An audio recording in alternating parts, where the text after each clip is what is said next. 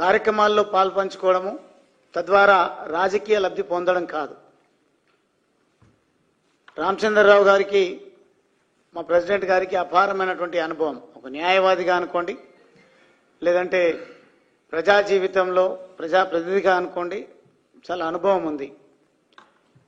కాబట్టి పార్టీ వారికి బాధ్యతలు ఇచ్చి ప్రస్తుతం ప్రధాన ప్రతిపక్ష పార్టీ ప్రభుత్వ వైఫల్యాలను ఎండగట్టడంలో అనుకున్న స్థాయిలో ఏమాత్రం సమస్యలను లేవనెత్తడం లేదు, వాటి పరిష్కారం కోసం కృషి చేయడం లేదు. కాబట్టి మనం కూడా దేశానికి ప్రాతినిధ్యం వహిస్తున్నప్పటికీ దేశాన్ని అద్భుతమైనటువంటి పంతాలో అభివృద్ధి రంగంలో కానీ దేశ పరిరక్షణ జాతీయ భావంతో ముందుకు పోతున్నప్పటికీ ఇక్కడున్నటువంటి కాంగ్రెస్ ప్రభుత్వం ఇచ్చిన హామీలను నెరవేర్చకుండా ప్రతిపక్షాల గొంతు నొక్కేటువంటి ప్రయత్నం చేస్తూ ఉంది. కానీ ఒక వెసులుబాటు అయితే బీఆర్ఎస్ పార్టీకి కల్పిస్తుంది కాంగ్రెస్ పార్టీ. అదేంటంటే దొందే అన్నట్టుగా మీరు మేము మా విధానాలు మీ విధానాలు రెండు ఒకటే, అవే విధానాలు ప్రజలపైన రుద్దేటువంటి ప్రయత్నం చేద్దాం, తద్వారా మీరు కాకుంటే మేము, మేము కాకుంటే మీరు అధికారంలోకి వద్దురు అన్నట్టుగా ఈరోజు కూడబలుక్కొని ముందుకు పోతున్నట్టుగా చాలా స్పష్టంగా అర్థమవుతా ఉంది. అందులో భాగమే విమర్శలకు ప్రతి విమర్శలకు పూనుకుంటా ఉన్నాయి. కానీ ఈరోజు రాజకీయ పార్టీలుగా ఏ విమర్శలు చేసుకున్నా పర్వాలేదు, కానీ ఎలక్షన్ కమిషన్ పైన దాడులు,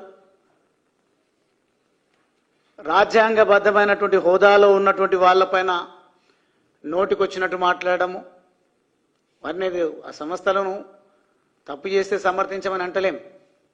కానీ కాంగ్రెస్ గత ఎన్నికల్లో గెలుపొందినటువంటి రాష్ట్రాలు మనం చూసినట్టయితే కర్ణాటక, హిమాచల్, ఝార్ఖండ్, తెలంగాణ మరియు కాంగ్రెస్ సహకారంతో అధికారంలోకి వచ్చినటువంటి తమిళనాడు ప్రభుత్వాలను కూడా ఈ రాష్ట్రాల్లో ఏ పద్ధతిలో బ్యాలెట్ పద్ధతిలో ఎన్నికలు నిర్వహించినరా, ఈవీఎంల ద్వారా ఎన్నికలు నిర్వహించినరా, అక్కడెందుకు ఈ రకమైనటువంటి కామెంట్స్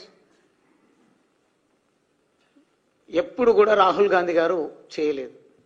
అంటే ఈ అక్కసు చూస్తూ ఉంటే రాహుల్ గాంధీ గారు తనకున్నటువంటి కొంచెం పరిగెత్తే సత్వ ఉన్నట్టుంది, కానీ పట్టుకున్న రాజ్యాంగాన్ని చదివే ఓపిక లేనట్టుంది. చదివితే ఆ పరిజ్ఞానం వచ్చేటువంటి అవకాశం ఉంటుంది. ఎవరో ఏదో చెప్తే భారతదేశ ఖ్యాతిని ప్రపంచం వ్యాప్తంగా అవమానంకి గురి చేసే విధంగా వారు మాట్లాడుతూ ఉన్నారు.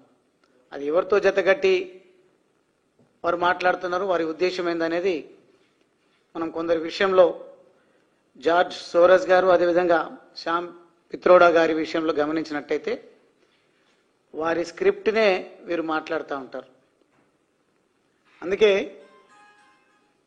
రాహుల్ గాంధీ గారు ఎన్ని యాత్రలు చేసినా, పొర్లు దండాలు పెట్టినా ప్రజలు నమ్మేటువంటి పరిస్థితి కనిపిస్తలేదు. మీకు ఇప్పుడు కాదు కదా, మీరు ఎప్పటికీ కలలోనే ప్రధాని తప్ప భారతదేశానికి ప్రధాని అయ్యేది ఎట్టి పరిస్థితుల్లో జరగని పని.